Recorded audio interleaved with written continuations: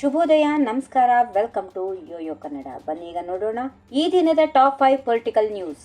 ಚಿನ್ನಸ್ವಾಮಿಯಲ್ಲಿ ನಿನ್ನೆ ನಡೆದ ದುರಂತದಲ್ಲಿ 11 ಜನ ಪ್ರಾಣ ಕಳೆದುಕೊಂಡಿದ್ದಾರೆ. ಈ ಸಂಬಂಧ ಇವತ್ತು ಮಹತ್ವದ ಸಭೆ ನಡೆಸಿದ ಸಿಎಂ ಸಿದ್ದರಾಮಯ್ಯ ನೇತೃತ್ವದ ಸರ್ಕಾರ ಕೆಲವು ಕಠಿಣ ನಿರ್ಧಾರಗಳನ್ನು ತೆಗೆದುಕೊಂಡಿದೆ.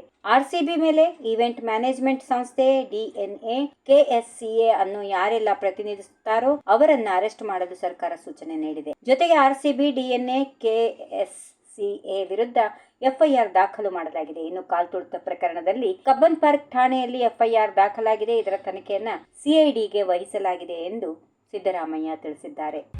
ಸ್ವತಃ ಮುಖ್ಯಮಂತ್ರಿ ಉಪಮುಖ್ಯಮಂತ್ರಿಗಳೇ ಮುಂದೆ ನಿಂತು ವಿಜಯೋತ್ಸವ ಆಚರಣೆಗೆ ಮುಂದಾಗಿ ಬಹುದೊಡ್ಡ ದುರಂತಕ್ಕೆ ಕಾರಣವಾಗಿರುವಾಗ 5 ಪೊಲೀಸ್ ಅಧಿಕಾರಿಗಳನ್ನ ಬಲಿಪಶು ಮಾಡಿರುವುದು ನಾಚಿಕೆಗೇಡಿನ ಸಂಗತಿ ಎಂದು BS ಯಡಿಯೂರಪ್ಪ ಹರಿಹಾಯ್ದಿದ್ದಾರೆ. ತಮ್ಮ ನೈತಿಕ ಜವಾಬ್ದಾರಿ ಮರೆತು ಜನರ ಆಕ್ರೋಶವನ್ನ ತಣ್ಣಗಾಗಿಸಬಹುದೆಂಬ ದುರಾಲೋಚನೆಯಿಂದ ಪೊಲೀಸ್ ಆಯುಕ್ತರು ಸೇರಿ 5 ಪೊಲೀಸ್ ಅಧಿಕಾರಿಗಳನ್ನ ಬಲಿಪಶು ಮಾಡಿ ಅಮಾನತು ಮಾಡಿರುವುದು ನಾಚಿಕೆಗೇಡಿನ ಕ್ರಮ. ಸಮಾರಂಭಕ್ಕೂ ಮುನ್ನವೇ ಕಾಲ್ತುಳಿತದಿಂದ ಸಾವು ನೋವಾಗಿರುವ ಸುದ್ದಿ ತಲುಪಿದರೂ ಬಂಡತನದಿಂದ ಸನ್ಮಾನ ಕಾರ್ಯಕ್ರಮವನ್ನ ಮುಗಿಸಿ ನಂತರ ಚಿನ್ನಸ್ವಾಮಿ ಸ್ಟೇಡಿಯಂನಲ್ಲೂ ಕಾರ್ಯಕ್ರಮ ಮುಂದುವರಿಸುವ ಮೂಲಕ ಕಾಂಗ್ರೆಸ್ ಸರ್ಕಾರ ಕರುನಾಡಿನಲ್ಲಿ ಕರಾಳ ಇತಿಹಾಸವನ್ನು ಸೃಷ್ಟಿಸಿದೆ ಎಂದು ಅವರು ಹೇಳಿದ್ದಾರೆ. ಆರ್ಸಿಬಿ ವಿಜಯೋತ್ಸವ ಮೆರವಣಿಗೆ ಬೇಡ ಎಂದು ಗೃಹ ಸಚಿವ ಡಾಕ್ಟರ್ ಜಿ ಪರಮೇಶ್ವರ್ ಹೇಳಿದ್ರು.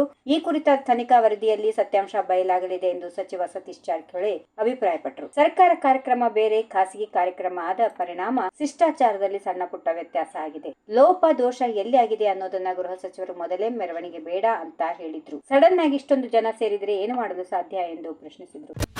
ಆರ್ಸಿಬಿ ಸಂಭ್ರಮಾಚರಣೆಯ ವೇಳೆ ಚಿನ್ನಸ್ವಾಮಿ ಕ್ರೀಡಾಂಗಣದಲ್ಲಿ ಕಾಲ್ತುಳಿತದಿಂದ 11 ಜನರು ಮೃತಪಟ್ಟ ಘಟನೆ ಬಗ್ಗೆ ಮಹಿಳಾ ಮತ್ತು ಮಕ್ಕಳ ಕಲ್ಯಾಣ ಇಲಾಖೆ ಸಚಿವೆ ಲಕ್ಷ್ಮೀ ಹೆಬ್ಬಾಳ್ಕರ್ ವಿಷಾದ ವ್ಯಕ್ತಪಡಿಸಿದ್ದಾರೆ. ಚಿನ್ನಸ್ವಾಮಿ ಸ್ಟೇಡಿಯಂ ಬಳಿ ಆದ ಕಾಲ್ತುಳಿತ ಘಟನೆಗೆ ವಿಷಾದ ವ್ಯಕ್ತಪಡಿಸುತ್ತೇನೆ. ಸೂತಕದ ಸಮಯದಲ್ಲಿ ರಾಜಕೀಯ ಮಾಡುವುದು ಬೇಡ, ಯಾರು ಕೂಡ ರಾಜಕೀಯ ಮಾಡಬಾರದು. ಈ ವೇಳೆ ವೈಫಲ್ಯದ ಬಗ್ಗೆ ಚರ್ಚಿಸುವ ಸಮಯವಲ್ಲ. ಇನ್ಮುಂದೆ ಇಂತಹ ಘಟನೆಗಳು ಜರುಗದಂತೆ ಎಚ್ಚರ ವಹಿಸಬೇಕೆಂದು ತಿಳಿಸಿದ್ದಾರೆ. DK ಶಿವಕುಮಾರ್ ವರ್ಚಸ್ಸು ವೃದ್ಧಿಸಿಕೊಳ್ಳಲು ಕ್ರಿಕೆಟ್ ಪ್ರೇಮಿಗಳನ್ನ ಬಲಿ ಕೊಟ್ಟಿದ್ದಾರೆ. DCM ಮನುಷ್ಯತ್ವ ಇಲ್ಲದ ರಾಕ್ಷಸಿ ಪ್ರವೃತ್ತಿಯ ವ್ಯಕ್ತಿ. ತಕ್ಷಣವೇ ಅವರನ್ನ ಸಚಿವ ಸಂಪುಟದಿಂದ ಹೊರಹಾಕಬೇಕೆಂದು ಕೇಂದ್ರ ಸಚಿವ HD ಕುಮಾರಸ್ವಾಮಿ ಆಗ್ರಹಿಸಿದ್ದಾರೆ. ವಿಧಾನಸೌಧ ಮೆಟ್ಟಿಲು ಮೇಲೆ ಇವರು ಕಾರ್ಯಕ್ರಮ ಮಾಡಿದ ಉದ್ದೇಶ ಏನು? ಇಡೀ ಸರ್ಕಾರ ಅದನ್ನ ಕುಟುಂಬ ಕಾರ್ಯಕ್ರಮವನ್ನಾಗಿ ಮಾಡಿಕೊಂಡಿತ್ತು. ಅದು ಕೇವಲ DCM ದಾದಾಗಿರಿಯ ಶೋ ಆಗಿತ್ತು.